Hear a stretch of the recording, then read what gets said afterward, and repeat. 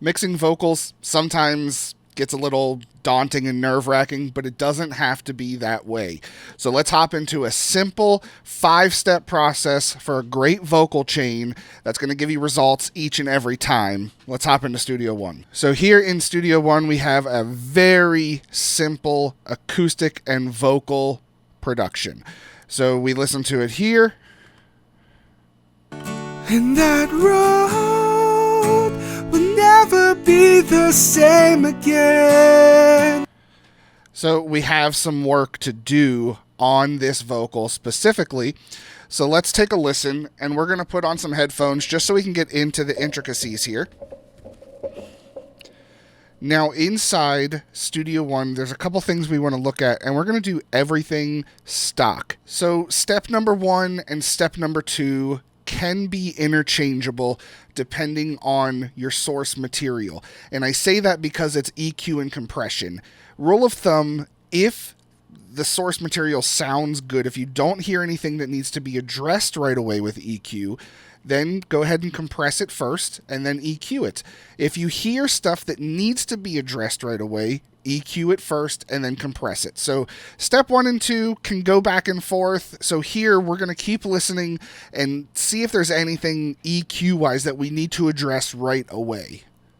It's covered with fear and guilt. So there is a little bit of high-end harshness in my voice, kind of nasally getting into that falsetto tone. So let's go ahead and EQ this first. We're just going to grab a Pro EQ. I always do a low cut filter, so a high pass depending on what your DAW calls it, just to get rid of that low-end rumble for the vocal. We don't need that. So let's go ahead then and listen for what we're looking for, and I have a feeling I know kind of where it's at. Drowning me again.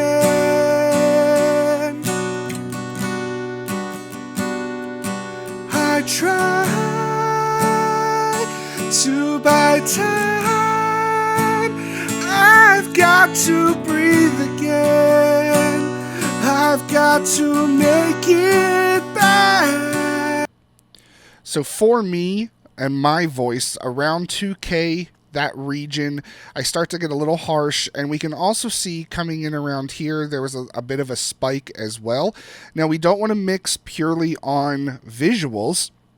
We want to hear what's happening and understand that as well. So let's take a look here and see if we make a change, if we hear a tonal difference. But with this tune, it is pretty piercing at times. So let's take a gander, shall we? I scream for release with fear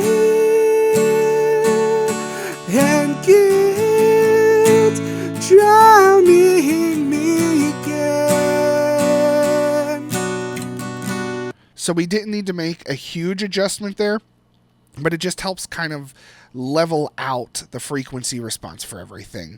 Now, high end, I'm not really going to touch that right now. We can always go back and add some things if we need, but let's move on to step 2 now. For this instance, it's compression. So what I like to do compressor-wise, we're going to grab our fat channel here, trusty fat channel, and come to compressor. And my favorite vocal compressor is the Tube CB here. So let's listen in and get a good compression. I try to buy time. I've got to breathe again. I've got to make it back. I scream for release. So with the compression, I like a heavily compressed vocal on most tracks if there's a lot of things happening. Now, something more intimate like this, it doesn't have to be so slammed to get a good tone with it. So I don't have a hugely fast attack on anything. In fact, it's almost a little over 50% here. Still a quicker release because we want to open that gate back up, but essentially with compression, we're trying to take the peaks of the waveforms and be able to squash those down so we can take the quieter parts and move them up, so that way everything goes up together and there's no peaking.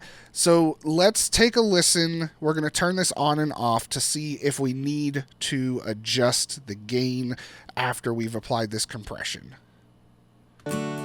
And that road will never be the same again. It's covered. Right now, it sounds pretty good. Now, it defaulted here where it's going up just a little bit with the gain. That's fine. Let's move on to step number 3. Step number 3 is distortion. Now, it sounds weird, I know, but hear me out. Adding a little bit of distortion to the vocals, and we're not talking where it's going to sound like a distorted guitar. We're just adding some more energy to the performance itself, to that vocal. So what we want to do is we want to come in here and we want to grab red light distortion. Now, red light distortion can get drastic, and we don't want it to be drastic, so we're gonna have to fine tune this just a little bit. So right now it's set to a hard tube stage 1 distortion. We have our input, we have distortion level, drive level, and then our final output. So the first thing we want to do is look at these knobs down here as well, because we have our low frequencies, high frequencies, and the mix. So the blend of the distorted vocal and the clean vocal that's coming through. The low end, this is affecting where the distortion starts. So we don't want a whole lot of low end rumble. So we can actually pull this up, let's say about 130. So around 130 hertz is where the distortion is actually going to affect. This we're starting to affect. Same thing with the highs. This is going up to 16K. We'll leave that alone for now, and let's just take a listen to see how this sounds and what adjustments we need to make to get a good energy to the vocal. And that road will never be the same again. It's covered with fear and guilt, drowning me again. So we can hear, especially on the higher peaks of the actual performance and that drawn out note there, you can hear a little bit of the distortion kind of doing what distortion does, sounding more on that guitar side of things, and we don't necessarily want that. So let's go ahead, we're going to fine tune this just a little bit more and get a great sound for it. I try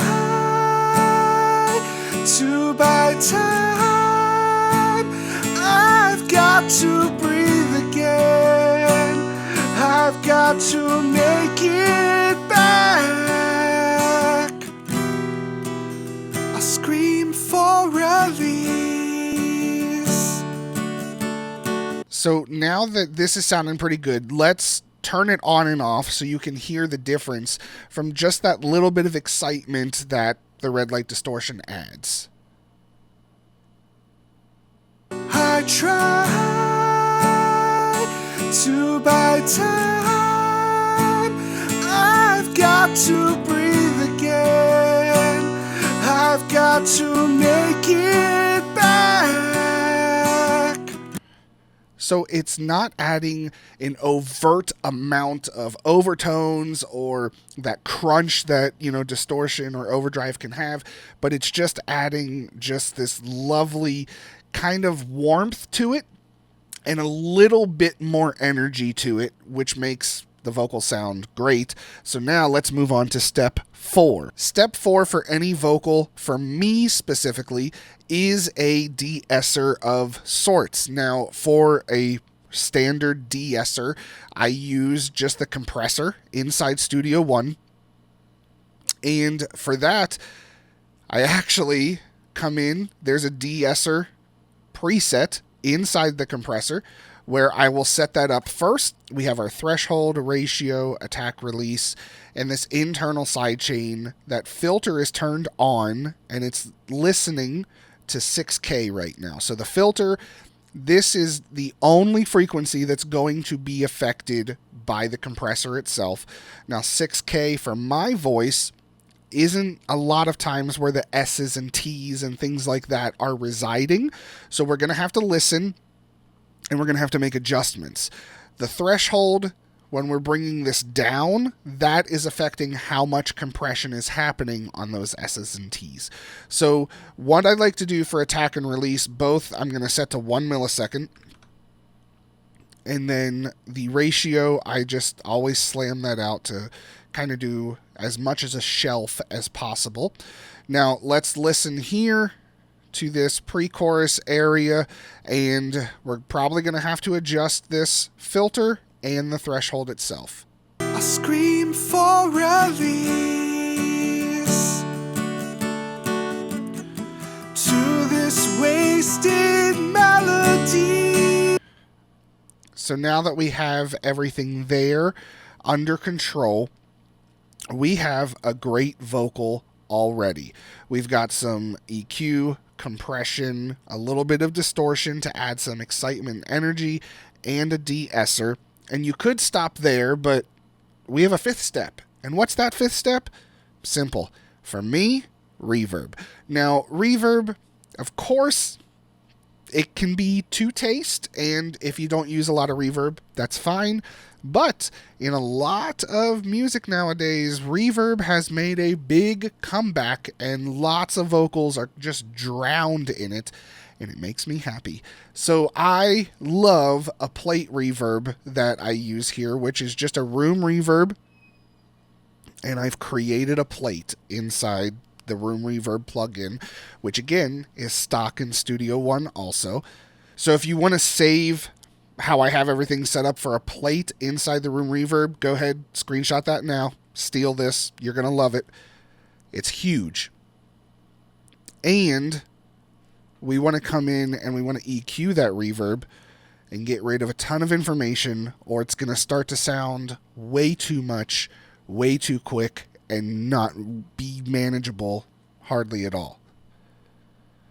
So now we'll add this here. And we'll adjust this one to taste. And that road will never be the same again. It's covered with fear and guilt, drowning me again. So now we have gone from this, And that road will never be the same again, to this, and that road will never be the same again. in 5 easy steps. I hope this has helped you guys out. Let me know what you think about this down in the comments section. If you haven't already, like and subscribe. It helps me out tremendously. I appreciate you guys very much. But let me know what your main vocal chain is and how you like to mix your vocals. Down in the comments, I'll be waiting for you. Have a great day. Until next time, go record something. See ya.